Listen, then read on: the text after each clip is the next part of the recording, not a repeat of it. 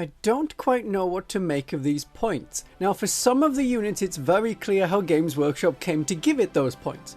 For others, I can't tell if the unit has general points for every way to play them, or if they are pointed to match the best version of them that you can put on the table in their best case detachment. I will have a full codex review with very deep levels of details on the changes and the effects of the units that is in progress. But you saw how I was able to go for half an hour on just the metamorphs. Well, I don't plan to go that deep on each unit, at least not right away, but it is trying to guide the new people down to the deep-rooted secrets of the codex where the veteran minds live. For this video, I'm looking more at how the detachments make the units better.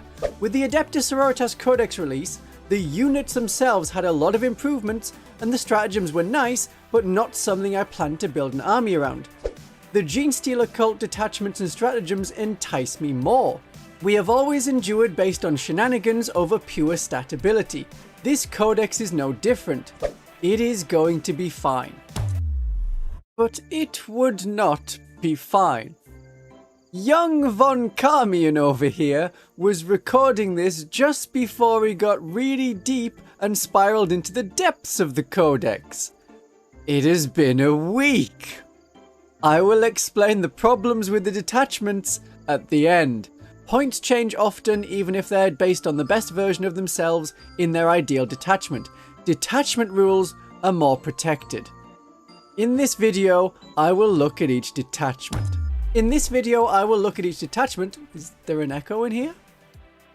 And evaluate the key units for that detachment. The points are high on a lot of units for what the unit does, so almost all of our units seem to be costed for their optimal detachment. I have some recommendations for units to include, regardless of detachment, and they come first. Then I'll be looking at some tactics and combos for each of the detachments and the points value of their key units. I am not saying that the specialized units are not worth taking outside of their best detachment. Bear that in mind. We saw from the index, which was very shooting focused, we were encouraged to use a lot of demo charges on acolytes and a lot of neophytes, but those were not the only tactics. Mechanized tactics were used, swarms of Genestealers and infiltrating units holding up the enemy was a good tactic as well. These were all viable tactics in a detachment that didn't directly reward them. Let's go first with the army rule. It's fundamentally the same. We're a massive horde army that has a lot of units, but you don't need to buy and paint all of the units that you'll be using during the game because they recycle. In game terms, in lore terms, we just have secret reserves of troops popping up when we need them. So when a Genestealer Cult unit is destroyed and they have the Cult Ambush ability, you roll a dice, on a 5+ they come back as a blip, you get an extra 1 if it's the first or second battle round. You no longer get another bonus if it's a battle line unit. So that is a penalty for us. And there's another line that I know people are going to talk a lot about, because I've seen them talk a lot about it and ask me questions about it. While a unit is in Cult Ambush, it is considered to be in reserves. So that thing about being in reserves, before you start thinking, rules as written exploits, go, go, go! What it really means is you count as having arrived from reserves when you come through a Cult Ambush marker. So arriving from reserves doesn't trigger enemy reactive moves and stratagems, just like how enemies deep striking near to our tokens doesn't remove the Cult Ambush marker. It also allows you to use detachment rules and stratagems related to coming from reserves. Like the Host of Ascension detachment rule, each time a Genestealer Cult from your unit is set up on the battlefield as reinforcements, you get sustained hits and ignores cover. You arrive from reserves, you set up as reinforcements, you will get that detachment bonus. A unit being in Cult Ambush also being considered to be in reserves does not mean that you can just deep strike anywhere or arrive from the side of the board and completely ignore the Cult Ambush marker limitation. If that was intended, then the Jackal Bikers rule restriction would not mean anything. And if you're thinking, well, we have other stratagems, we have like rapid ingress. Well, rapid ingress allows you to deploy at the end of the enemy movement phase. We already come back in the enemy movement phase, not on our turn. You are in Cult Ambush, and that is a special kind of reserves. So saying it's just general reserves is not rules as intended. We can't use rapid ingress to come on despite there being no Cult Ambush tokens left. If that was the case, the downtrodden rise stratagem would not exist and would not cost 2 command points. If you really want to try to exploit this line to be rules as written to bypass the rest of the Cult Ambush rule, you've got to check with the tournament organizer and then get turned down. Games Workshop rules may not be well written and are open to abuse at times, but we still have enough going on for us in this codex that we don't need to resort to trying to bypass the limitations of our own, admittedly subpar, army rule. So let's get the generally good units out of the way first. The Index rewarded battle iron units and guns. The Codex rewards more of a combat focus on our light infantry. We have no other kind, so bear that in mind. And there are 2 units that support the rest of our army. The Ridge Runner is good. At 75 points, that's nice. I can work with that. Many people have missed that there has been a minor change to its ability. The Ridge Runner's crossfire rule, you fire the Ridge Runner as long as you get at least 1 hit against 1 enemy unit, you can pick that unit, and then the rest of your army will get an extra point of armor penetration when shooting at it. That's how it was. Now, that effect lasts until the end of your turn, so it also applies in close combat. So it doesn't matter whether you're more of a shooting detachment or a combat detachment, the Ridge Runner will support you either way. The Goliath Cult Truck is also very good for all detachments. If you're going for the monster infantry or the horde style close combat infantry and presumably detachment, the trucks will get your troops up the board. When you're playing larger games with, say, the Xenocreed detachment, there is an enhancement to advance and charge, there is a stratagem to advance and charge, but that's just 2 of your units. If you want to do board-wide rapid movement, the trucks get you there. The Patriarch is no longer prevented from riding in a truck. It's now just 12 infantry models, Patriarch distinction not required, but I prefer to have the Patriarch infiltrate and messing up the enemy in the first turn. In the Outlander Claw, I keep thinking it's called Highlander. I'm sure Outrider is better. But in that, the trucks hold objectives because they double their objective control from 2 to 4. And they can hold it without the troops inside needing to get out. In the Host of Ascension, which is not as reliant on shooting anymore, it gets more of your demo charge acolytes to the fight, and in the Brothers Auxilia detachment, you can get great bonuses as you can have +1 to hit from Astra Militarum units, and then your demo charge acolytes or neophytes get out of the truck and have full rerolls to wound, assuming that those acolytes with demo charges weren't already targeting a unit on their objective. They still have that ability to fully reroll wounds against enemies on objective markers. So if you relied on tunnel crawlers as a stratagem in the Index, but want to get your demo charge acolytes and Primus close outside of the Host of Ascension detachment, this is how. Full rerolls to hit and wound right there. It's less valuable as a gun bust than before as the firing deck is reduced to 6, but I think that transports work best when they're transporting units to a place. And the Goliath truck can also act as a shuttle bus in all detachments. It can complete secondary objectives by itself, and then go over to cult ambush markers, and your units that don't advance and charge, like the Purestrains, can be brought back to the fight much quicker. With cult ambush, you basically miss 1 to 2 turns with your unit. The trucks can help alleviate the waiting. So let's go with the first detachment now. The popular one was the Biosanctic Broodsurge. This is all about your monstrous units. Well, as far as we go for monsters in the Genestealer Cult army. It's the Aberrants, it's the Purestrains, and that's about it. If you think of it in terms of cults, it's the Twisted Helix, as we also have the Biophagus as our front and center character.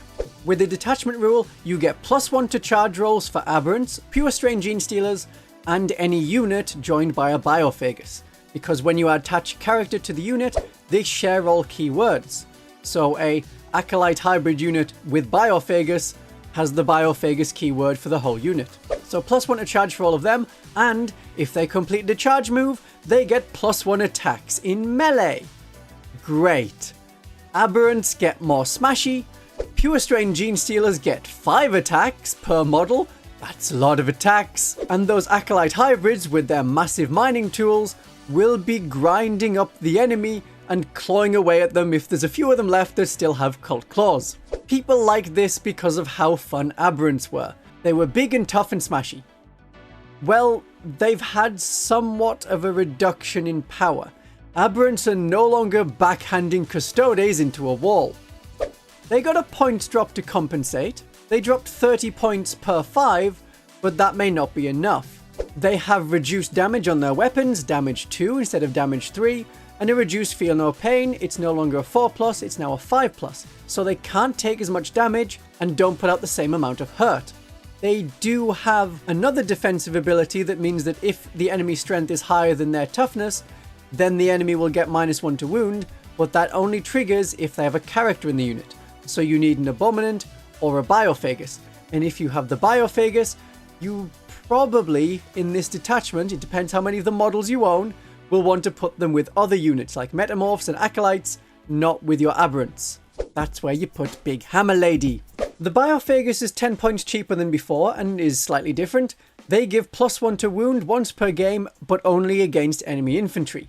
It's basically the same as what they did before with their anti-infantry 2+, as the units they could join were usually wounding infantry on a 3+ anyway. As they are the key part of the detachment, the Biophagus is very valuable here. They work quite well elsewhere in other detachments, but especially in this detachment. You're going to find that the detachments in the Genestealer Cult Codex are very focused on a few key words. For the Biophagus, there are 2 enhancements I want to look at. The first one is Predatory Instincts, which is for an Abominant, Biophagus or Patriarch. This is much like what we had in the Index, where it lets a unit infiltrate. This isn't for the Patriarch, as they already have Infiltrate. The other part of it is it lets you do Heroic Intervention for free. It's 0 command points. So you put it on an Abominant or a Biophagus, then you put it with a unit of Aberrants, and there you have another massive block that's trying to hold up the enemy along with the Purestrain Genestealers. Also, they may be able to charge in the first turn because in this detachment we get +1 to charge, so we can get that Alpha Strike on very quickly, and if not, we have some relatively tough bodies that are able to hold up the enemy. I still call them light infantry because they don't really wear armor. They're definitely not heavy infantry. They're just thicker light infantry. You also get Heroic Intervention as part of that enhancement. Good, you think? That's nice. You can get the bonuses, but look at the stratagem. You don't get charge bonuses, so no extra attack from the detachment rule. But it's only 20 points at the moment, so you're gonna be taking that enhancement. The other enhancement is a if you have the points left at the end. 10 points for mutagenic regeneration, Abominant, Biophagus or Patriarch only. In the command phase, one model in the bearer's unit regains 1 lost wound.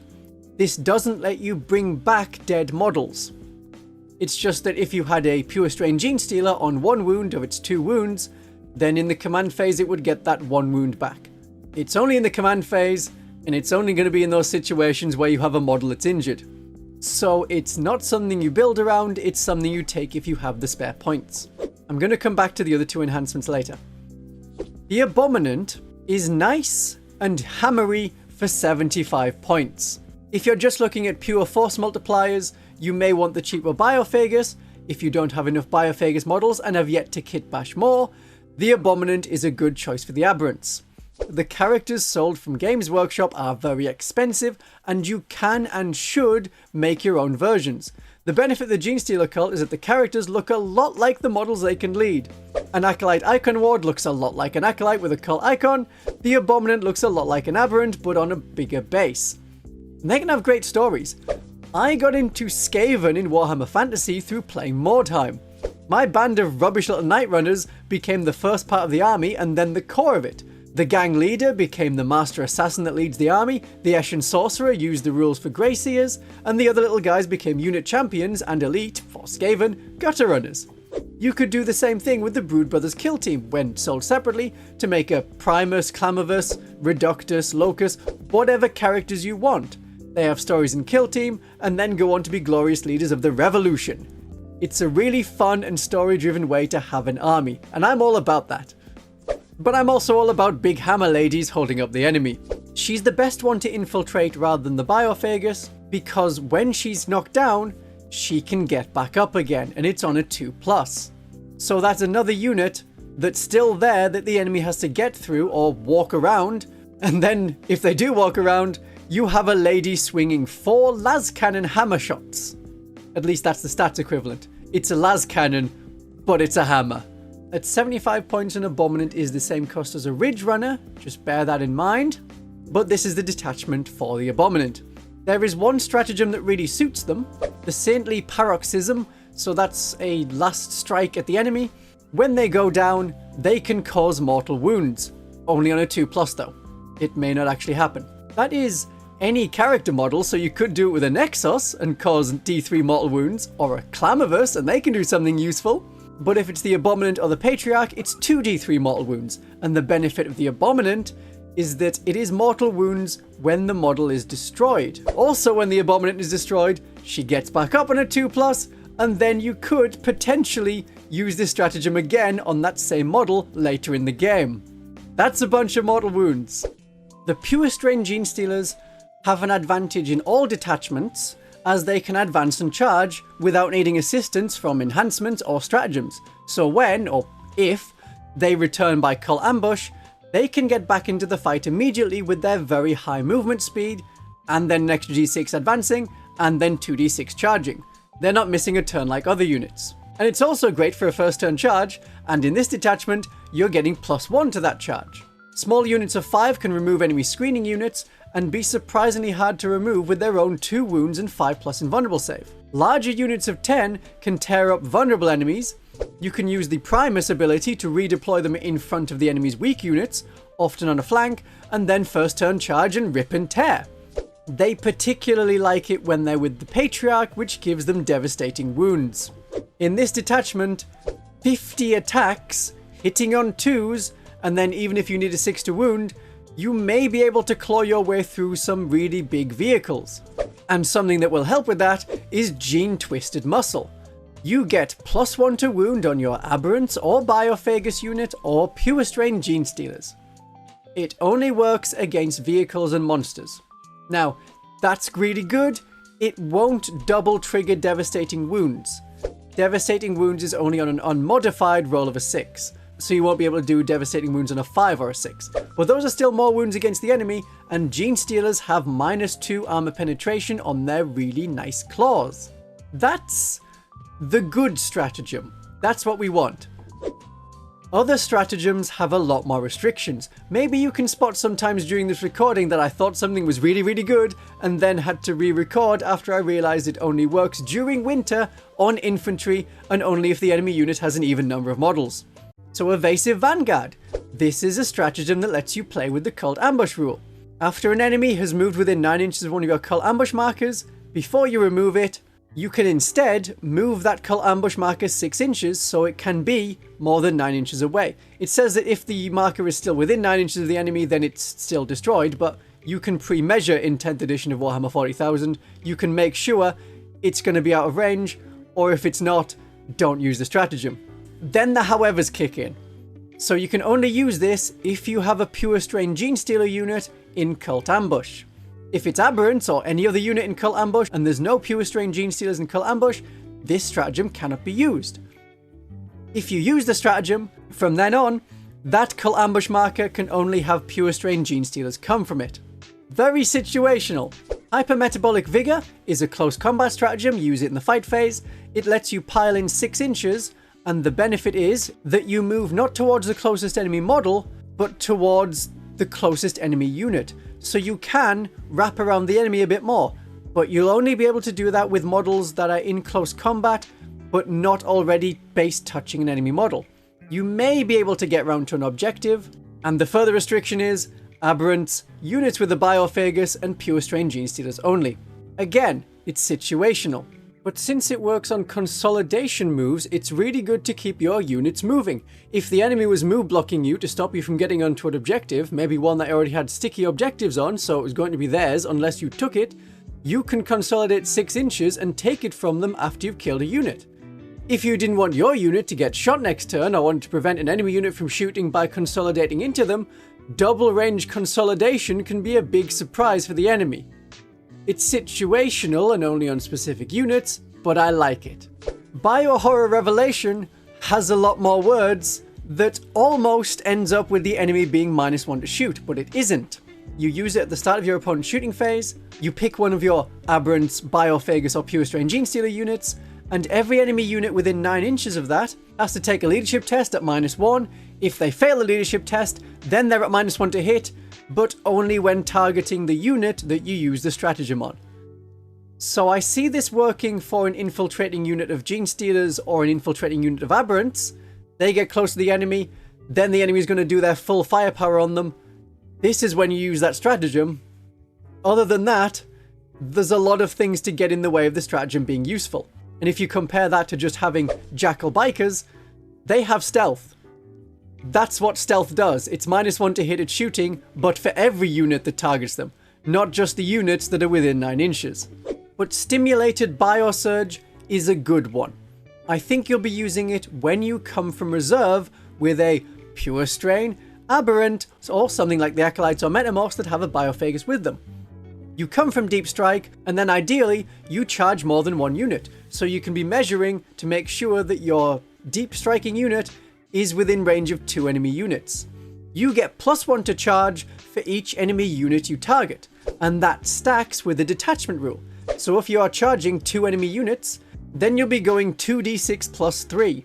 That's a much more reliable charge coming from Deep Strike. And if you're coming from Deep Strike, the enemy is not going to be shooting you, aside from Overwatch. So this is great for Aberrants that aren't infiltrating, a second unit of Aberrants, and I assume you're going to be having multiple. And if you really wanted, you could just use Stimulated Biosurge to charge 1 enemy unit, as long as you're charging the closest unit. Then you get a +1 to the charge, which stacks with the detachment rule, so you can have +2 to the charge. So from reserves, that's a 7-inch charge. It works. It gets you into combat. It lets you smash things, and then you get your bonus attacks from the detachment rule because you charged. I see how not all of the stratagems, but a lot of the stratagems can mean that this detachment works really well. The Patriarch is a unit you'll be wanting. You may have noticed I'm mentioning that the Patriarch can take enhancements. In the Codex, the Patriarch no longer has the epic hero keyword.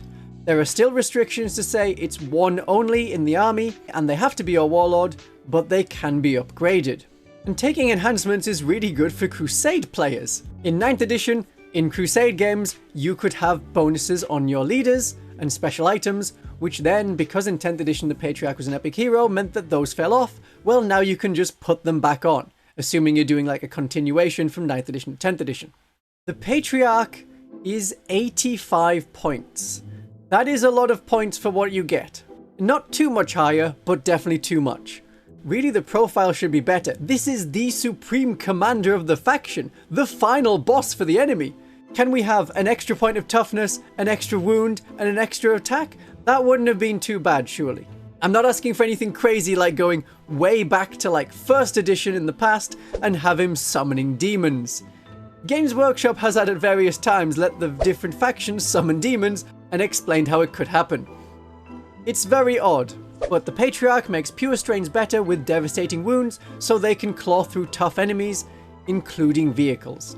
I have seen it asked several times, so I'll mention it again. When you add a character to a unit, the character ability does not replace the unit ability. So your Purestrain Genestealers have devastating wounds, they also have the advance and charge. That doesn't go away. If for some reason you didn't want to advance and charge, the Patriarch can get into a truck if you want to do mass truck tactics. There are 2 enhancements you may want to put on your Patriarch. You can take the Patriarch to have Alien Majesty, which reduces the objective control of enemies within engagement range, but to a minimum of 1. So it's really going to matter when you're, say, hitting battle line units on the enemy home objective, as those are units that often have objective control too. Then your Purestrains, after they've killed a few of them, can hold that objective. So as well as being nice for devastating wounds, the Patriarch could also have Biomorph Adaptation. They get an extra point of armor penetration and damage on their claws. Damage 3, AP 3 claws. Then really the Purestrains are the delivery for the Patriarch.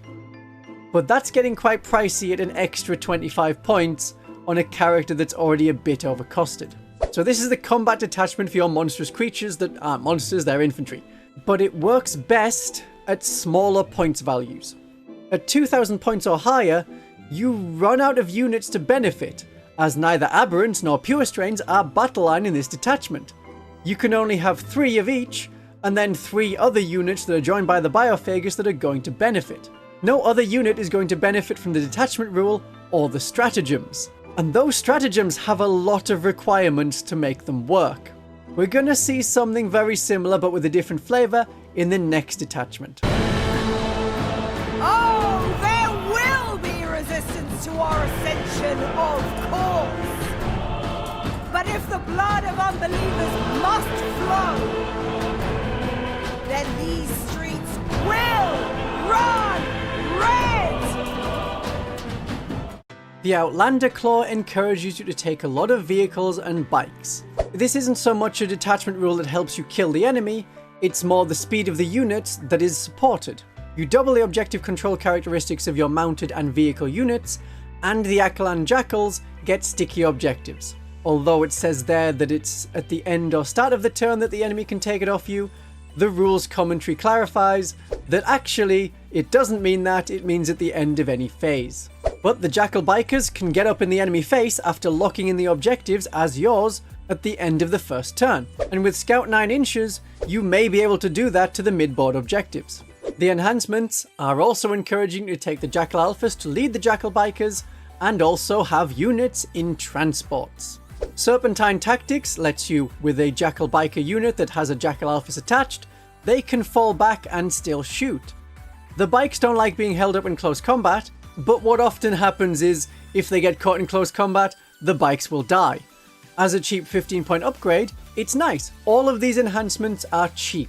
Starfall Shells is used on a Jackal Alphas. You hit an enemy with your Cult Sniper Rifle, and that enemy unit is -1 to hit until your next shooting phase. So it will inconvenience the enemy in your combat phase, their shooting phase, and their next close combat phase. If it didn't last for more than just a phase, I would say that even at 10 points, you would want the Magos to do the same thing without needing an enhancement. But I still don't think I'll be recommending the Magos over something else considering their stats.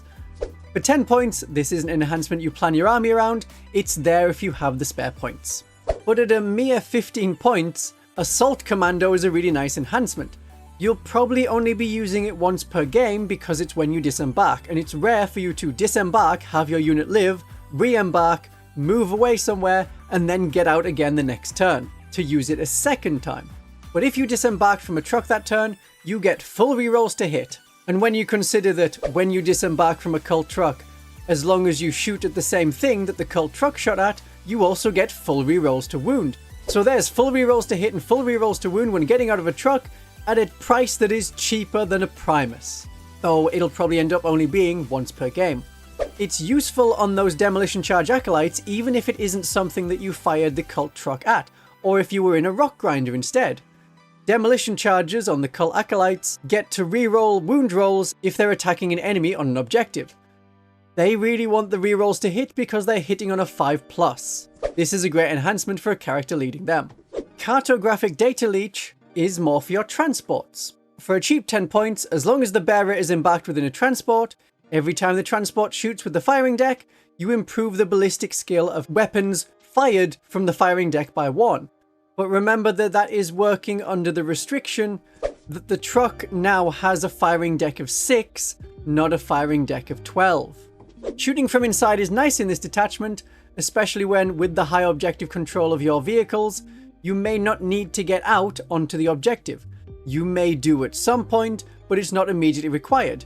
And you can have a neophyte unit inside shooting out, and then their seismic cannons, their mining lasers, their grenade launchers, they're all hitting at 1 higher than normal. It doesn't work well with acolytes with demo charges, because their hand flamers hit automatically, and you cannot throw demo charges as they are one-shot weapons, so can't be used with a firing deck. With firing deck, the guns basically get passed to the truck, and it's the truck that's firing. If you have a way of boosting the truck's ballistic skill or giving them any special rules, that will work. Another thing to remember with this is you don't get the benefits of any characters that are inside the unit. So if there's a Benefictus leading 10 neophytes that have the cartographic data leech that are inside the truck, they won't also get lethal hits. But let's talk about some tactics with something that I've seen online called the Ben Bus. So we have the Benefictus, the brand new character, and they are mega mid. It is way too many points for just a few shots. What you do in the Ben Bus is you have 3 Benefictus inside, each of them passes their brain to the cult truck to fire from the firing deck, And as long as one of them has cartographic data leech, all of those shots will be at +1 to hit. Each of them can overcharge their brain, so it's a hazardous shot, so you get twice as many shots in that case. 6 las cannon shots, but with hazardous, though the hazardous damage will only hurt the truck. It sounds nice to have 6 las cannon shots until you find out this costs 335 points. If you want las cannons, go instead to the Brood Brothers Auxiliary Detachment and get as many las cannons from the Imperial Guard as you want. Now this tactic has like half a chance to beat Morwen Val and Paragon Warsuits depending on who shoots first. Do the Warsuits get lanced, or does the truck explode and everyone inside gets killed? But the Paragon Warsuits can also fight off heavy infantry at their level, and they do okay with hordes. Benefictus alone do not, and their ability to give lethal hits to a unit when shooting is not going to work, it's just going to be wasted. It isn't worth the points, it's a nice idea, but it's not going to be practical on the tabletop.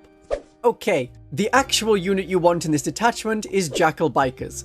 Their points are unchanged, which is not ideal. They're a bit overcosted for what they do. The main thing they've gained is stealth, so they're a bit harder to shoot. Their own shooting is unchanged, but what you can do is block the enemy. You've got Scout, you've got a really high movement value, though if you're using the Pariah Nexus Companion, then if you're moving and you turn at all, you have to pay a pivot tax of 2 inches. But you can line up your bikes and block the enemy from moving. This will slow them, unless they can just fly over you. Once your bike unit has died and held with the enemy a bit, then they can come back by cult ambush, but they have to arrive within 9 inches of a board edge and touching a cult ambush marker. When it was 6 inches at some time in the index, it was near impossible to bring back a unit of 10, and it is still hard to fit 10 of them within 3 inches of a marker, and that marker will have to be close enough to the board edge for it to work. You need to have your own little paper template ready so you can figure out where you're going to place your bikes. Or you just have them in units of 5. But because they don't come as battle line in this detachment, you are limited to 3 in the army. I would only have Jackal Bikers in this detachment because you have to consider, what can they do that 5 Genestealers or 10 Neophytes can't do cheaper? Demolition Run. No other units can do the Demolition Run, so there's that. Mortal wounds, shooting the enemy and then inconveniencing them. It can work. Rather than sacrificing your Jackal Bikers if you want to keep them alive, then the detachment stratagems will give you a bit more survivability, a bit more defense. Rapid Feint lets you move your unit 6 inches so you can get away from enemies that have just moved and make charges harder for them. Deft Maneuvering will give them a 4+ invulnerable save, and as well as Stealth, that's quite difficult to remove. To protect your vehicles, we have a different stratagem. Those 2 stratagems only work on the Ridge Runner or the Jackals. But for your Rock Grinder and your Goliath truck, well, after seeing it done once and having your Rock Grinders speed towards the board edge and grinding something up, your opponent won't be so willing to let you do it again. Despite the size of it, remember that this is a civilian vehicle and it doesn't have tank armor. It is usually surprisingly easy to kill. Devoted Crew allows -1 damage that will help keep it alive. Or if you have a lot of enemies waiting with anti-infantry guns, if you can keep your Goliath truck alive, those enemy weapons won't be pointed at the troops inside. They will get wasted trying to finish off the Goliath truck. We have 2 stratagems that are a bit more offensive. Encircling the play lets you remove a vehicle or mounted unit within 9 inches of the board edge. At the end of the enemy combat phase, it goes back into reserve so it can be wherever you need it to be, well, along a board edge, in your next movement phase, because these units don't have deep strike like the rest of our army's infantry. Considering the speed that our units can go, this may not be the most necessary stratagem to use, but if you want your Goliath Rock Grinder somewhere else, and the only way is through enemy guns, this would be the stratagem you use. Now remember I said that the Benefictus can't give lethal hits to the units inside a truck when it's using the firing deck. We have a stratagem that does, with the stipulation that you're using on a Genestealer Cult mounted or Genestealer Cult vehicle unit, you get lethal hits. So with all of the guns on the cult truck, that's useful, and because you pass 6 of your guns to the cult truck, that can help you do a bit more damage. It's not a lot, because you still need to roll 6s, but it can be something. The final stratagem is a lot like the previous one with the Genestealers, we're playing with our cult ambush markers. This only works when you have an Atalan Jackal unit in cult ambush and one of your cult ambush markers gets removed. You get to put it back on the board, but near a board edge, because that's the only way that Atalan Jackals could come back with that cult ambush marker. This is where units of 10 coming back is worth 1 command point. If it's just a unit of 5, you may have to consider how much of a value am I going to get back, or would this command point be better used elsewhere? We know that the cult truck is good. The Goliath rock grinder is 120 points, which is at least 10 points cheaper, but when this is a vehicle that's maybe transporting units, but maybe you're using it for the massive drill blade on the front, there's nothing that enhances the drill blade part. And there are minor changes to its profile in the codex compared to the index. It lost its grinding clearance ability to cause mortal wounds on the charge. And it is not a dedicated transport, so if you put metamorphs inside it, then you can't transfer their scout ability to the rock grinder. That will only work on the Goliath truck. I do want to recommend one other unit for this detachment, the Kellamorph, more for theme than anything. This is the Cowboy Yeehaw detachment. You could think of it as gruff mining vehicles riding around, or you could just imagine that all of the Atalan Jackals are actually on horses and they're menacing or protecting a small Mexican village. The Kellamorph is no longer just dropping in and performing secondary actions. Their pistols have changed and they can do damage now, but they no longer have the precision rule. He's good at clearing away small enemy units before something like acolytes with mining weapons disembark from a truck and charge a more valuable enemy that's no longer being screened. Though, as a lone operative, he is basically immune from indirect fire, so he can be further at the back completing secondary missions, while the rest of your army moves off the board. This is a detachment that works for the fast-moving units that you picked up in the new Genestealer Cult Combat Patrol. It's designed very much around them. If you're not very heavily relying on mechanized infantry tactics and the speed of the bikes to keep pressure on the enemy, it won't work.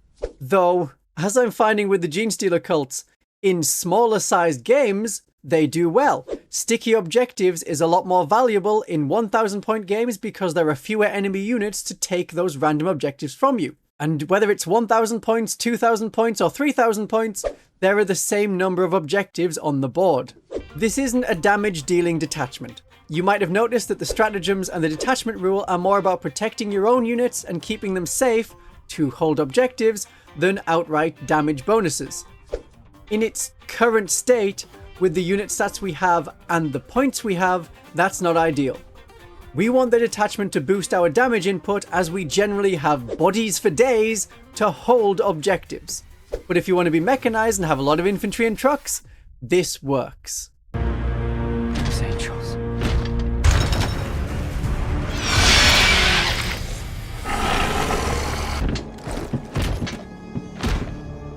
We go from the revving of engines to the revving of engines, but bigger engines. The Brothers Auxilia. The key question when building an army with this detachment will be, do we have something similar and cheaper in the Astra Militarum? So don't bother with Jackal Bikers, because Rough Riders are 30 points cheaper. They pack a punch on the charge, and they can also get really close to the enemy, and then they have ranged weapons to activate the detachment rule bonus. Each time an Astra Militarum unit from your army is selected to shoot, you pick an enemy within 18 inches and is also visible to them, so this won't activate when you're firing indirectly. And then until the end of the phase, all of the models in that Astra Militarum unit can only target that one enemy unit. So if you have a, say, Lehman Russ with a bunch of heavy bolters and also an anti-tank cannon, you've got to fire all of those guns at the same target to get this bonus, which will give you overlapping fire, so until the end of the phase, Genestealer Cult units from your army get +1 to hit when firing at that same target. It's a little bit, but not quite, like the Tau's Friendship ability, where one unit will act as the observer and one unit will act as the guided unit, but we get multiple guided units as long as you're shooting at that one spotted unit. So this is very much supporting the ranged weapons of the Genestealer Cult army, and is going to be most useful supporting the Genestealer Cult's big guns. It's a shame it isn't the other way around, and the Genestealer Cult could act as tracer rounds for the Imperial Guard's big guns, because they famously have the big guns, and Genestealer Cult doesn't. The Genestealer cult have civilian vehicles like the Ridge Runners and the Rock Grinders with heavy mining lasers. Those will benefit from +1 to hit. There are many enhancements and characters that can help a bit more. A Sanctus Sniper with Martial Espionage. They can pick one guard infantry unit to get an extra point of armor penetration, though they have to be within 9 inches of the character that's using it. The Sanctus is 10 points cheaper than the Jackal Alphas and has the range to still be useful while supporting others, and importantly has lone operatives so they won't get shot, unlike the Jackal Alphas. An extra point of armor penetration is good for offsetting cover that enemies get from indirect fire from mortars, though that will depend on the enemy save, because mortars have no armor penetration. This is guard infantry only, so no basilisks. This extra point of armor penetration does stack with the Leman Russ Exterminator and their ability to give other Imperial Guard units an extra point of armor penetration, so you could have -2 armor penetration lasguns. Not bad. The enhancement is 25 points, so that one unit you use it on better get the most out of it. But Adaptive Reprisal is where the enhancements take on a bit more of a combat focus. It lets a Genestealer cult character point at one of our units within 9 inches and they get to heroically intervene for free. So if it's 9 inches away, you're not necessarily going to be sending your unit to heroically intervene to help that character, because heroic intervention has a maximum range of 6 inches. Having heroic intervention is nice, and having it so it isn't limited just to your unit is nice, so you could get charged and then order another unit nearby to countercharge. But I found that without fights first, heroic intervention isn't great because you get no charge bonuses. But I can't see this being an enhancement you would take. I'm going to move on from enhancements for the moment, but there are more. None of these enhancements can be taken by our Brood Brothers allies, the Astra Militarum, and there are more limits. Now, this is the only detachment where you can take Brood Brothers at all. It used to be that basically 25% of our army could be made up of Brood Brothers. Now it's 50%, but only in this detachment. So if you're playing a 2,000 point game, up to 1,000 points of your army. You can't have an Astra Militarum character as your warlord. You can't have any named characters, so you can't have Lord Solar Leontius. You can't have aircraft or commissars or any of the different abhumans, because we have our own abhumans. And you can't have the Ministorum Priest, which is understandable. The religions aren't quite compatible. But what it does let you do is make up for our shortage in different kind of weapons and armor with really good weapons and armor. A Baneblade in an Imperial Guard army can only receive orders from Lord Solar Leontius. I'm assuming that the Baneblade's points are a little bit lower than they otherwise would be if more units could give it orders. But in the Brood Brothers Auxilia detachment, all of the officers lose their voice of command ability anyway, so we don't have to worry about orders and can take advantage of points values designed around what the Imperial Guard can do and pick up some super heavy armor that we're otherwise lacking. When you're picking Astra Militarum units for your army, you will want lots of cheap ones that can trigger the detachment rule, or the ones that are really big and powerful. Another way to think of it is as an Astra Militarum army, but without any officers and a bit more combat utility. And we can also exploit points drops that the Astra Militarum have had to compensate for their own rules changes that weren't going to affect us anyway. So the Basilisk recently dropped in points to compensate for Astra Militarum having a version of their detachment that doesn't favour artillery anymore. That doesn't bother us. That is just a cheaper indirect fire weapon, and the Basilisk still slows enemy even if you otherwise need line of sight to trigger our detachment rule. I do have a video already on Brood Brothers that I recommend including in your army. You may also want to consider the Hellhound, which in its indexed Astra Militarum version removes cover from an enemy unit.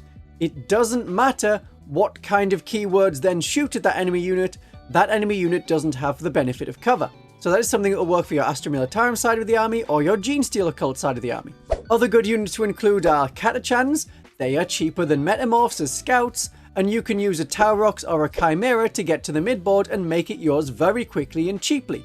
Kazakin have also had a points drop, and they are a key damage dealer and you will want them back with one of the stratagems. Regimental Reinforcements lets you bring back an Astra Militarum infantry regiment unit, so this won't work on Sentinels. They are regiment units, but they're not infantry. You roll a dice, and on a 3+, that Astra Militarum unit goes into Cult Ambush, and you get a Cult Ambush marker for them to come from. Same rules then apply for the Cult Ambush. There are some extra limitations on this. You can't use this on a unit that died while they were battle shocked, and this is only once per game, and as you've already seen, it only works on a 3+.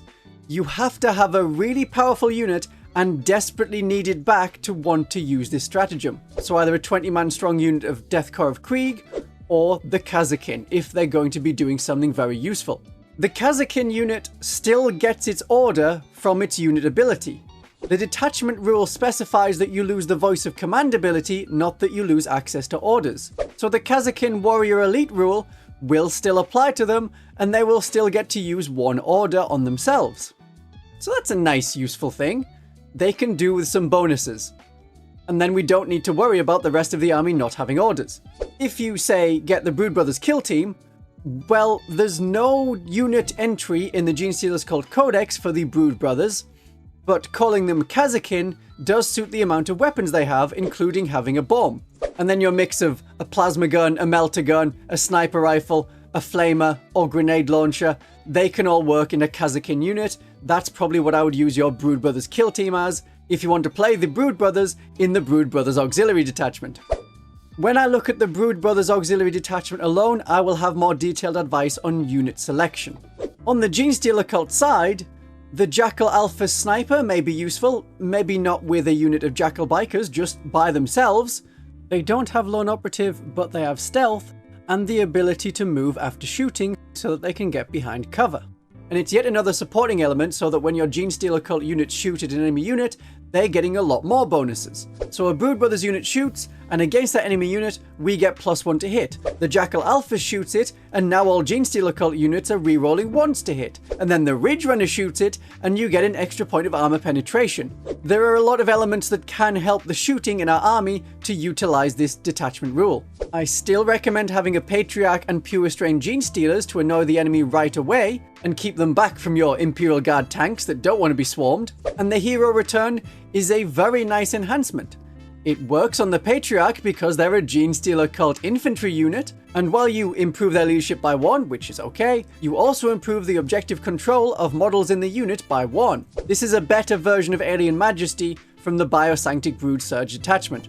It means that your Patriarch and Genestealers could potentially take the enemy's home objective just by having more bodies than them, and you can get there because you infiltrate, and then you can advance and charge, as that is the Purestrain's ability. Neophytes are a unit that works here. Neophytes went down a bit in points, which reflects the relative loss of weapons, as we got box locked. So you can't have 2 mining lasers in the same squad of 10, because you only get 1 mining laser per box of 10 models. In a unit of 20, you could have 2 mining lasers and 2 seismic cannons, because you have the bits in the boxes to build that. Same thing with the special weapons, so you can't have 2 flamers in a squad of 10, but you can have a flamer and a Weber. The further reductions are that the strength of the mining laser has gone down from 12 to 10, and we have reduced shots on the seismic cannon. This is our shooting unit. You may not want to take as many close combat units in this detachment.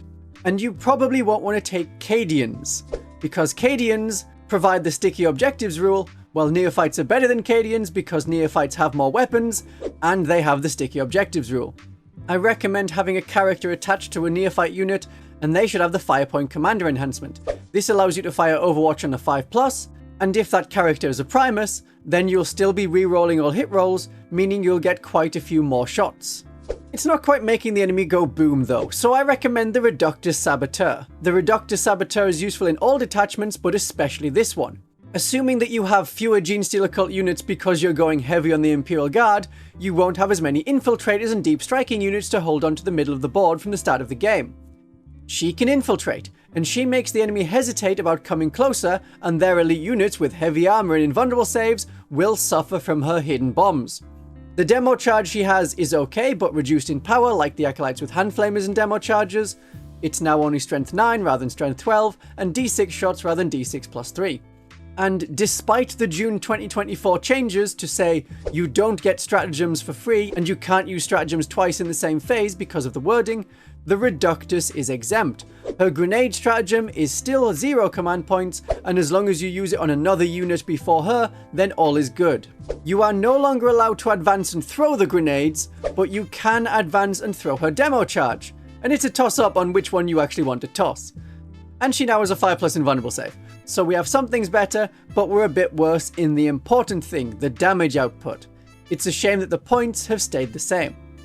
If you have a cult truck, she's a great one to pop out because her demo charge hits on a 2+, and then she'll get full rerolls to wound because of the truck. Now that, after the truck shooting and the grenade stratagem, it works well. I suggest a maximum of 2 reductors doing this because that will still give you the most amount of grenades possible. Only 2 of your units can use it, 1 and then a reductus who can use it even though another unit has already used that stratagem. I think we'll be using grenades quite a bit in this detachment as one of our go-tos, along with the Overwatch stratagem and that Firepoint Commander enhancement. The stratagems in this detachment are not great. Suppress and Overwhelm is 1 command point. It's really just you can reroll charges against 1 enemy unit that an Astra Militarum unit has shot. You shoot with an Astra Militarum unit, then one of the enemies that you hit, and for the Brothers Auxilia detachment rule, you'll want to be firing all of your guns at that same target. That enemy unit can't fire Overwatch, and Genestealer Cult keyword units can reroll charges against that enemy unit.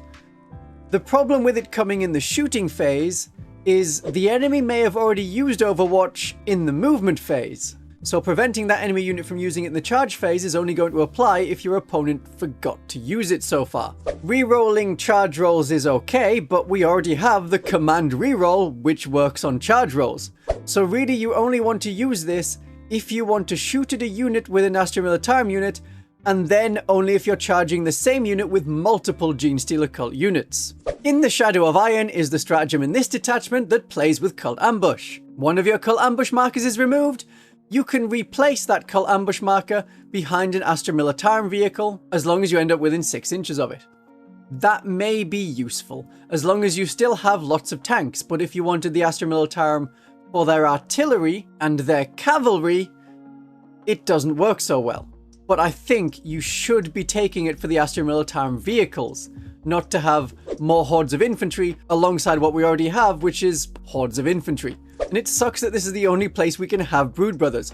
We want to have heavy armor that we otherwise lack in every other detachment. Then we have a worse stratagem, which is about combining your Astra Militarum units and your Genestealer Cult units.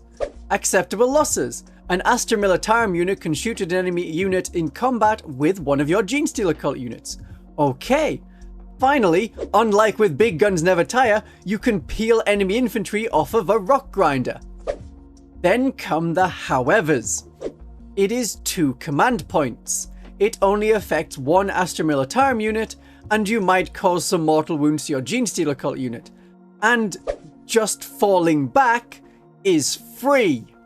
If you don't care about neophytes that are in combat, just fall back and take the Desperate Escape tests, and then you can fire with every unit in your army at that enemy unit with no command point cost. Symbiotic Destruction is nice in concept.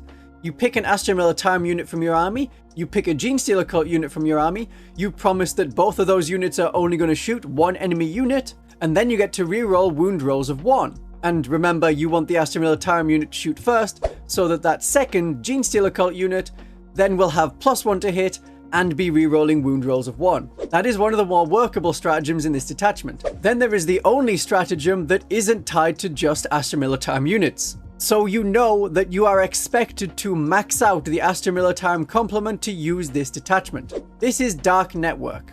It does work on Astra Militarum units and it does work on Genestealer Cult units, but not on vehicles. And it's after an enemy unit has deployed from reserve within 12 inches of your unit, you get to move 6 inches. So this will let you move a unit away from an enemy so that the enemy is going to fail their charge, or if you have metamorphs and those metamorphs all have auto pistols, you can use this stratagem to move 6 inches closer. If the enemy is still foolish enough to shoot you, then you get your surge move and you are in combat and the enemy won't get to fight first. It's their turn, so you fight first, because neither of you officially charged. Okay. So this detachment as a whole. The stratagems either require the right units from each half of the army or are heavily tied to having the right Astra Militarum units. And unit abilities are locked to the keywords. So the Jackal Alphas will let Genestealer Cult units that are shooting reroll hit rolls of 1. That doesn't apply to the Imperial Guard. Same in reverse, but for the Scout Sentinel. The detachment suffers because of that. You don't have one cohesive force, you have two separate armies and some stratagems and enhancements in the detachment rule that has some interplay between them. If you're playing a doubles game, this isn't a bad idea. It could be fun.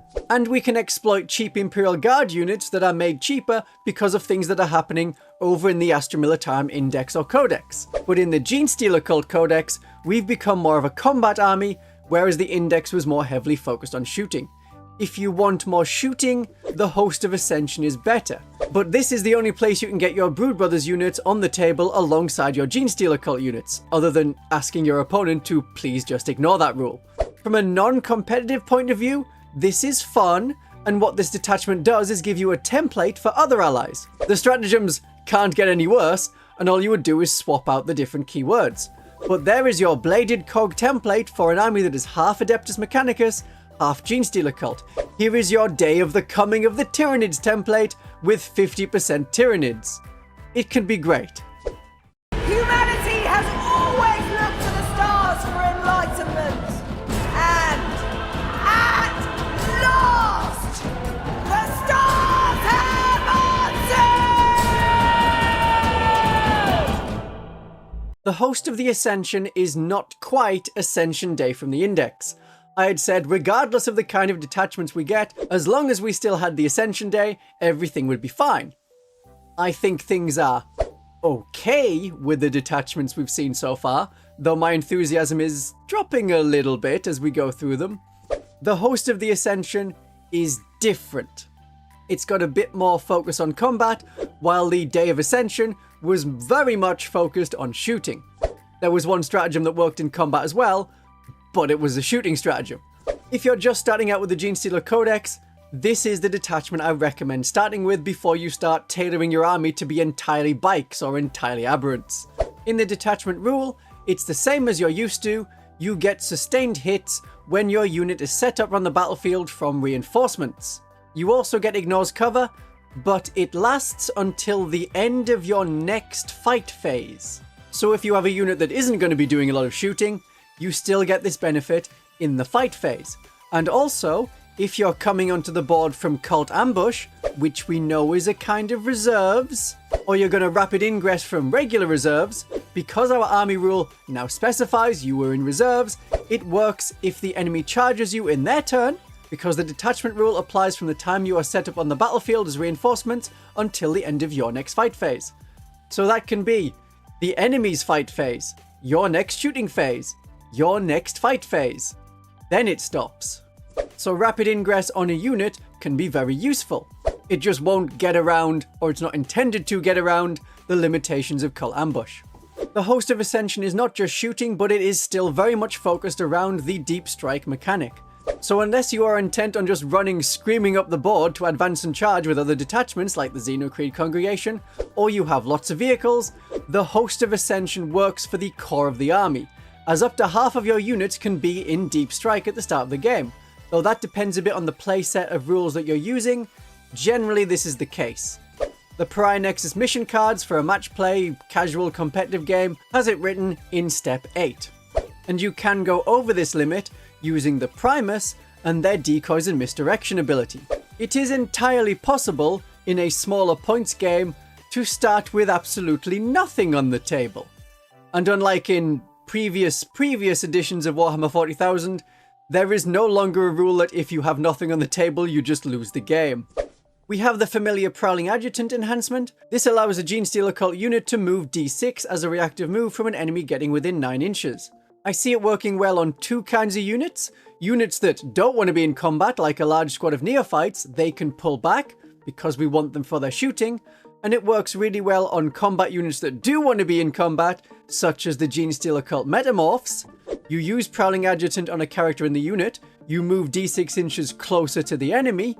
If they then shoot you, as long as you rolled like a 3 on that move from Prowling Adjutant, and all of your unit has auto pistols, you can get straight into combat in the enemy's shooting phase. A chink in their armor is a very good enhancement, as you can get sustained hits and then lethal hits when you're coming up from reserves. That's what the enhancement does, and with the stratagem primed and ready, you will be triggering those sustained hits and lethal hits on a 5+.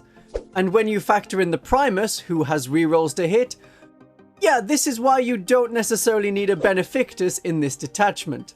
As sadly, under the current rules, the June 2024 balance patch, you can't use a stratagem more than once per phase, even if there's a unit that says you can do that, unless it names a stratagem, as in the case of the Reductor Saboteur.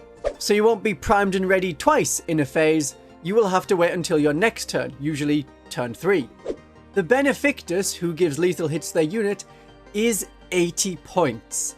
That is so very high for getting lethal hits, and the Primus is still a painful 90 points, but we need them for the army to function in almost all detachments. It doesn't seem fair when there is a very similar unit in the Adeptus Mechanicus army, the Skitarii Marshal, but they cost 35 points. Though we finally have confirmation that the Primus ability to redeploy units happens after all the units are deployed, but before the first turn. And that is for everyone, regardless of the wording on their datasheet. It works exactly the same way now. So that's a benefit that more brings everyone else in line to how we were mostly playing the Primus. And the Primus is your key leader here, not the Benefictus, which it seems like they're like, oh, you can get lethal hits at the same time as you're getting sustained hits. But he does too little for 80 points. And once per game, he can boost his own invulnerable save from a 5+ to a 4+. Affects only him. Just that model. That is such a pointless ability and selfish, not cult-like at all. So maybe it's an error that's going to be fixed in an FAQ. Lethal hits is nice for a unit, but it's only going to apply to shooting. And his one-shot las cannon is not doing a lot, even if you boost it to 2 shots. For 10 points more, you can have a Primus with full rerolls to hit. And the other enhancements we have, they work really well on a combat unit. Our Time is Nigh is for a Genestealer Cult character, and once per game, you use the enhancement to get +2 to your charge. The intention being, you come from Deep Strike reserves, you are 9 inches away from the enemy, and now you can make a charge, but on a 7+ rather than a 9+. It's a 20-point enhancement, but it will keep your weaker units like Genestealer Cult Acolytes safe in reserves, and then get them into combat before they can get shot. Other than from Overwatch. Assassination Edict will help combat units, but it also works on shooting units for a detachment that we know is quite heavily focused on shooting, just no longer entirely focused on shooting. You get +1 to hit against a unit that has a character in it, or has a character keyword in any way, and that's going to work on your model and the unit you're leading. So that's very nice if you want to pop up and throw demolition charges. Now you're hitting on a 4+, with rerolls from a Primus, and you can still get rerolls to wound on your demolition charge acolytes. This is also an enhancement that works very nicely on lots of neophytes, because your heavier weapons are usually hitting on a 5+. Now they can hit on a 4+, and all of your cult firearms, your autoguns and shotguns will be hitting on a 3+. Sadly, we don't have the stratagem anymore from the index version that gives us additional armor penetration. We are relying on the Ridge Runner to give us additional armor penetration for our shooting. But I am much more excited for these stratagems than the ones in other detachments. This is where the Tunnel Crawler stratagem lives, this is where your enemies die. And we have our acolytes that have been split into acolytes with auto pistols and mining weapons, and acolytes with hand flamers and demo charges. That unit will work best here because we have tunnel crawlers. It lets you pop up really close to the enemy and throw demo charges that otherwise would not be in range when coming from deep strike. The stratagem only works on battle line units, but since you can't charge, I think you are always going to use it on units like neophytes to have them flood an objective with lots of objective control 2 bodies, or your demo charge acolytes. The strength of the demo charges is down from 12 to 9. It was a bit much when it was strength 12, and you only get d6 shots rather than d6 plus 3. Blast is still there, and it's still damage 2, so you can blow away a lot of Space Marines. In this detachment, with all of your upgrades, the demo charge dream is still alive, just not as lucid. Another nice stratagem is Deadly Snare, which can be used when out of line of sight. One of your units that's selected as a target of a charge, you get to roll a d6. On a 2 to 4, the enemy takes d3 mortal wounds. On a 5 or a 6, the enemy takes 3 mortal wounds. And this happens just after an enemy unit declares a charge, whereas Overwatch is only at the start of a successful charge, as that is the only way that the enemy will move. It relies on enemy movement before they start or end a move. So this will work even if the charge ends up being failed. Coordinated Trap makes a return, where 2 Genestealer Cult units, whether you're shooting or you're fighting, target the same enemy unit, and you get +1 to wound. So this is a bit more of your combat ability. Sadly, it is 2 command points, but we now have an extra stipulation compared to the index that if it's in the fight phase, both of your units need to be in combat with that enemy unit. So you can't pick a neophyte unit on the other side of the board and then also then select an enemy unit that's in combat with your aberrants. And then the aberrants would get the bonus and the neophytes would be like, I feel stronger for some reason. Now it has to be 2 of your units that are in close combat, in engagement range, with that same enemy unit. That's much simpler and has more synergy than the Brothers Auxilia. Lying in wait is sort of playing with the cult ambush blips, but we're not putting one back on after it's been removed. It seems really good for your acolytes with demolition charges because it lets you deploy a unit closer than 9 inches to the enemy as that restriction is removed, and so you can set up within 6 inches of them. But you will still be quite far from the enemy because if your cult ambush marker was less than 9 inches from the enemy, it would be destroyed. So there is one very specific time that this will be useful. And it's not to get a quick charge on the enemy because you arrive in the enemy turn. You will be shot and charged first. And it can't bypass the janky 10 Jackal Bikes having to arrive near the edge of the board, but only just fitting when overlapping with the token because this stratagem only works on battle line units. You'll see that it can work if the enemy completed a reserves move to deep strike or deploy from a transport near to your blip because that's not considered as completing a normal move, so it doesn't remove your cult ambush tokens. Then you can still deploy using this stratagem onto the cult ambush marker to then get shot and charged. I can't see myself using this stratagem. Return to the Shadows is no longer having 2 battle line units disappear underground to then pop back up again. It's only 1 unit and you need to get shot first. The idea is your Genestealer Cult unit takes bullets and then they disappear from the battlefield. It can be used if you are in engagement range with the enemy and that enemy has shot you with pistols or big guns never tire. It's a bit of a surprise and it can be a bit annoying as it will only be known if your opponent has read the Genestealer Cult Codex or keeps up with my videos despite not playing Genestealer Cult. I know you're out there, I know you're watching. So while the stratagems aren't giving us as good a power as they were in the index, these are still quite nice stratagems. As a result, I recommend having a Nexos. You only need 1 and you can't use the ability more than once even if you have multiple Nexos characters. But if you felt that your demolition charges were currently lacking, 1 command point for tunnel crawlers, 1 command point reduced to 0 command point for grenades before the demo charges, because as of June 2024, we're not limited to battle tactics, or instead, primed and readied, and then you can get sustained hits on a 5+. Your demo charges will get back more shots, maybe making up for the 3 shots that each of them lost going from the index to the codex. The Nexos for 60 points isn't as good as the versions you get in other armies. You have to be really relying on stacking stratagems and for that to be on units that he can join, so he doesn't work very well in the Biosanctic Broodsurge as you can't double up him with a Biophagus. So this detachment is a noticeable shift away from how it was in the index. The index was very powerful and gave us benefits that work with our deep strike and which let us return to reserves and pop up again where we wanted. That was a massive threat range unless the enemy had specific units to keep us screened out.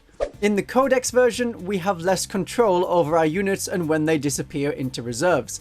So we can't have 2 battle line units into reserves anymore, we can only do 1 and only after it's been shot. If orc boys are running at you, all you can do is brace for impact. But because the keywords here are all about Genestealer Cults and Genestealer Cult Infantry, at most limiting to Genestealer Cult battle line units, this is more a detachment that works for any of the units in your army. Aberrants will still want that +2 to charge outside the Biosanctic Broodsurge. Acolytes with auto pistols and mining tools will want Assassination Edict so that they can get bonuses against characters, and that's even outside of a similar enhancement in the Xenocreed Congregation. For generations, we have lit the darkness with the fires of our faith.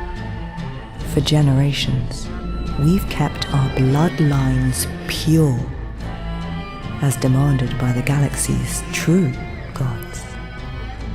Now, it is time for us to answer their call. The Xenocreed Congregation I would describe as the Advance and Charge detachment.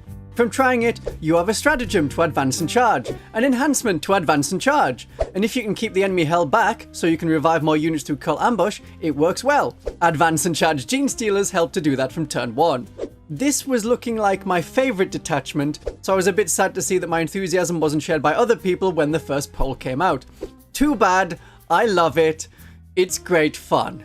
And it also has abilities that affect more of your units, not just a few specific ones, the way that the Astra Militarum detachment does, the way that the Aberrant detachment does, and the way that the Outrider detachment does. The detachment rule for the Xenocreed is unquestioning fanaticism.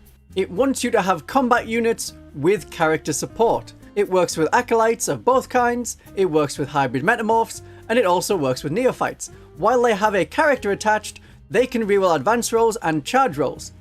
It's not the then named characters after this. As long as you have a character in your unit, you can reroll advance and charge. That's something you may want to consider before going straight to the Biosanctic Broodsurge. But the characters it focuses on the most are the Magos, the Primus, and the Acolyte Icon Ward, the inner circle characters that go around the Patriarch. Those characters get a 3+ feel no pain.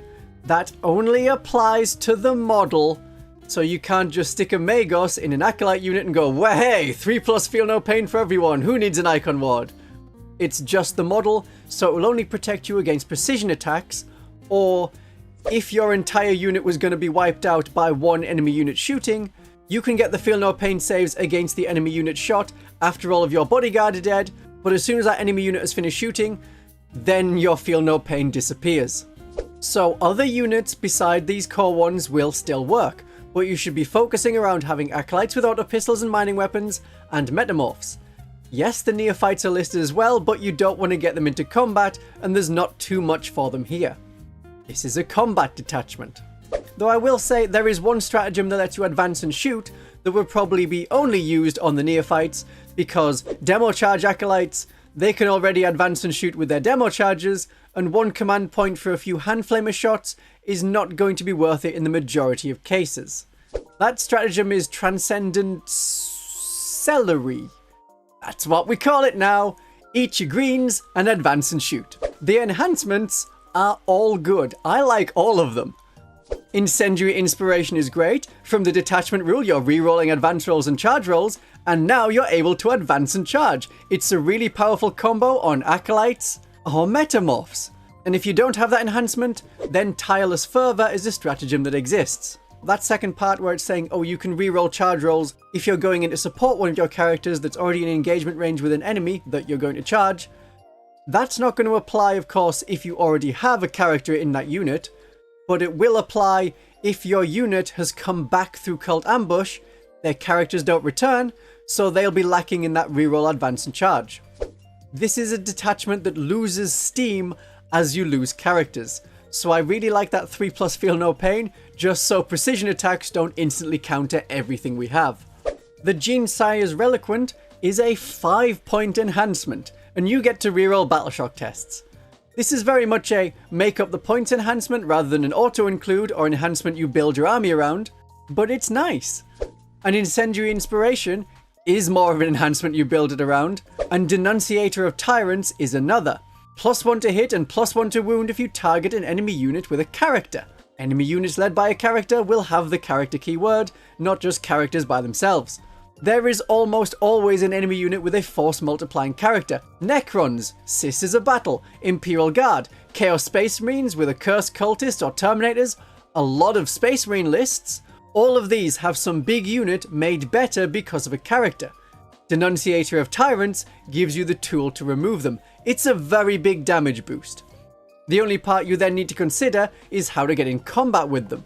Deep Strike can work. It prevents reactive moves, so Manius Calgar in the Raven Guard style detachment can't move his aggressors away from the charge. And with our detachment rule, since there's a character in the unit, you can reroll the charge roll from Deep Strike. The last enhancement is Deeds that Speak to the Masses.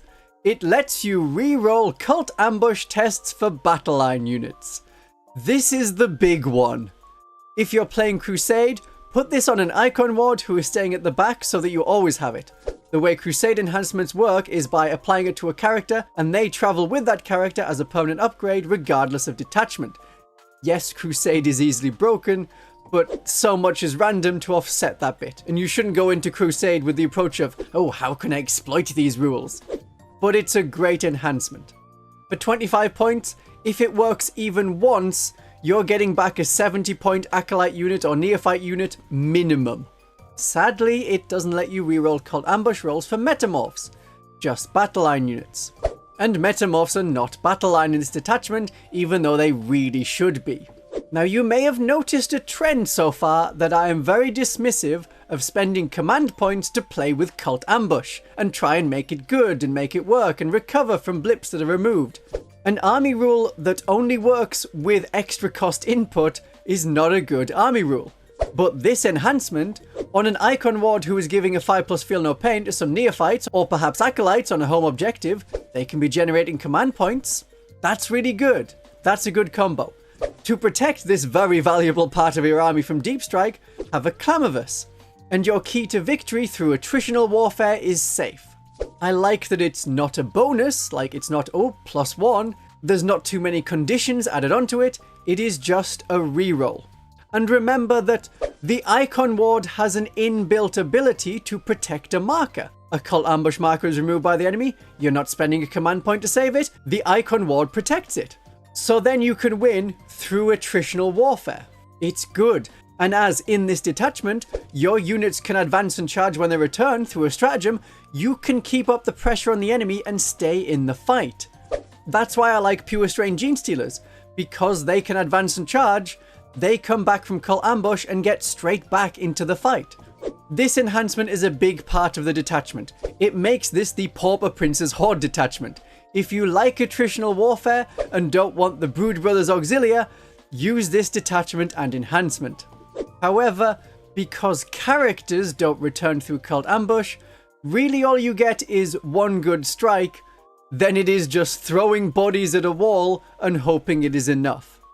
That's how this detachment works, and it's very thematic to the Genestealer cult. As an army, we're not doing direct damage as much anymore, but we can keep ourselves in the fight far longer than any other enemies, and far longer than our toughness 3, toughness 4 bodies with a 5+ save would suggest. So, other stratagems that work. Well, the Downtrodden Rise is the sort of play with Cult Ambush markers. This lets you set up a unit without using a Cult Ambush marker, but you can only do it when you have no Cult Ambush markers on the battlefield. At 2 command points it costs a lot, and you can't reduce that command point cost with your Nexos, as they'll already be dead, and it has a lot of other restrictions, so it's only when you have no Cult Ambush markers.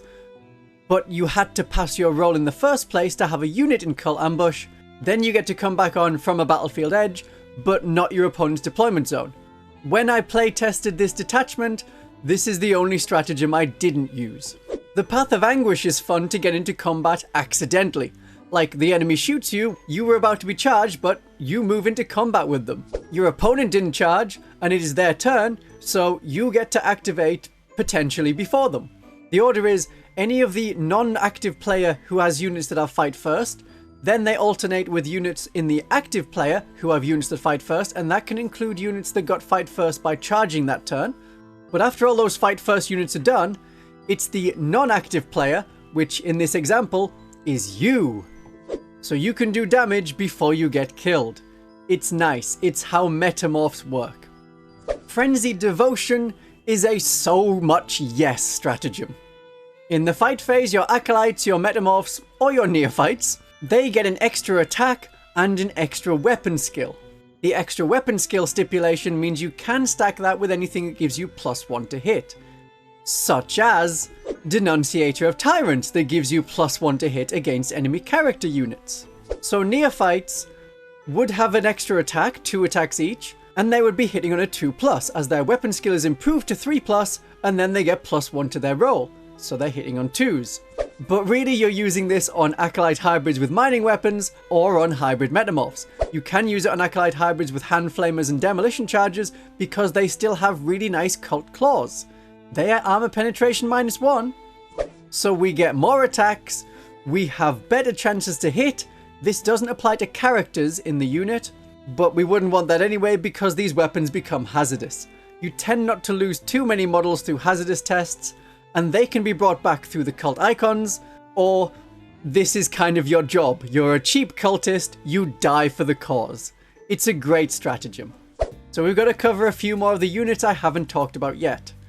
The Magos is still too expensive. They're still 50 points. That is unchanged from before the Codex. And they sort of got worse, but not quite. Their ability no longer turns off shooting from an enemy if you roll a 6, it causes -1 to wound. But now, it's 18-inch range at its standard version, and you don't require line of sight. So that's something. They're a character to only take in this detachment as a relatively cheap character that gets all the bonuses of the detachment to reroll charges and carry enhancements. But also, for 10 points more you have an icon ward that protects your cult ambush markers and provides a feel no pain of 5+, or 4+ to metamorphs. Also, for context in the game of Warhammer 40,000 and what your opponent can get, the Magos targets one enemy unit in the shooting phase and will probably give them -1 to hit. For 60 points, 10 points more, the Chaos Sorcerer makes all enemies -1 to hit his unit in shooting and combat, and he has an offensive psychic attack and a better stat profile overall. Since Games Workshop didn't change the Magos in the Codex compared to the Index, they should have dropped the points. It is too expensive for a nothing character. But at least their death can trigger full rerolls to hit for the rest of the game with Vengeance for the Martyr. So as you lose your characters like your Magos and as you lose your Primus, as new units are coming on, they're less effective as they have no characters. This keeps them going.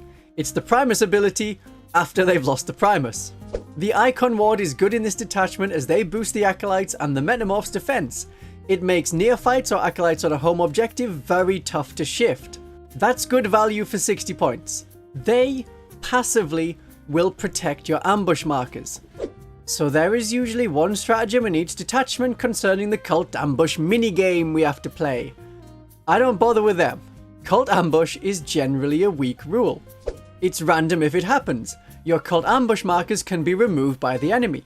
You can end up too far away if you're putting your markers far enough away that you think now they'll be safe, but then when your unit returns, they can't influence the battle anymore. The Nexos is another character that has abilities that help your Cult Ambush markers, without having to spend command points on them.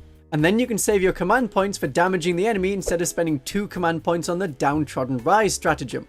In this detachment, but all the detachments really, you need to keep the enemy held back in their deployment zone so that you have the space to deploy your ambush markers. If the enemy breaks through, then all of your blips will get popped. Now, because it is similar, I will mention the Tectonic Frag Drill. That's 125 points. It can protect all of your markers and have them move towards it, but it's not doing anything else for 120 points. That's the cost of 2 Acolyte Icon Wards. And I'm not saying get good, but as you play more with the Genestealer cult, you will learn against different opponents how far away to place your cult ambush markers. So you shouldn't have more than 2 of them being accidentally caught up, and those 2 will be protected by 2 cult icon wards. You don't need to spend that many points on a piece of terrain that's not doing anything else otherwise. You get the benefit of cover. Sure. It's not 125 points worth of help. The Clamavus is very useful in this detachment because he'll stop deep striking enemies from landing near your blips and stop them from assassinating your icon ward with the Deeds That Speak enhancement. He can't take any enhancements himself in this detachment, and he's still 50 points, the same as he was before the Codex, but he's a bit better than before. The Voice of New Truths now targets an enemy unit in the command phase and makes them take a battle shock test. That's the important time, because if the enemy fails their battle shock test and you have units on that objective, it could flip to your control. If you used them before or you were a bit unsure, this may tip you into taking them. I was never in doubt. I am never taking a musician in my units outside of Warhammer Fantasy. The combat acolytes work really well in this detachment, the detachment rule works with them, the enhancements work with them, the stratagems work with them. They also like the Broodsurge when they're led by a Biophagus, but which leader you attach to a unit is everything in the Genestealer cult. And you can still have that Biophagus in this detachment because they can double up with a Primus, or a Magus, or an Acolyte Icon Ward. And I think the only unit I haven't mentioned throughout this entire video is the Locus. You may think that they're bad in this detachment because they give a feel no pain to other characters in the unit, and those characters would already get it from the detachment rule. That's the only kind of characters he can double up with. But the Locus is cheap at 45 points, and giving Acolytes or Metamorphs reroll to advance and charge, you don't need to be the top 3 characters for that. So it also works if you want a Clamavus or a Nexus running up the board.